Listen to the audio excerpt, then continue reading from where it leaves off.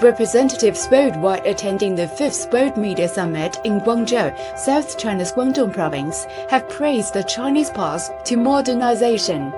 A British scholar says the Chinese modernization has its own characteristics that are different from the Western one. I think Chinese modernization is a very important moment, actually, not just for China, but for the world.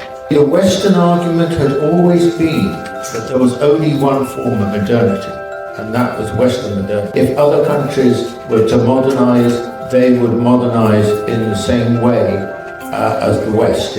Now we have this remarkable situation where China is developing its own modernity, its own distinct modernity, with lots of different characteristics, which reflect both China's political priorities, but its history and its character. It will be profoundly different in lots of ways. And one of the differences is that whereas Western modernity was a block on the development of other countries, its colonies and so on, Chinese modernity is open to the world.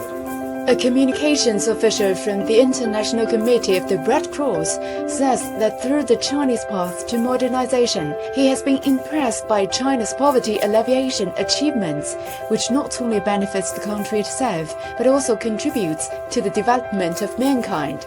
I think the world has a lot to learn from China, that how China used its modernization to lift those hundreds and millions of people out of poverty, and how other nations, countries, developing countries can learn from China, and how China helped them actually to come out of this poverty and to fight poverty in those countries. So this is, I think, what I see as an important aspect of modernization of China. A Vice Minister of Venezuelan Ministry of Communication and Information says his country is now building special economic zones.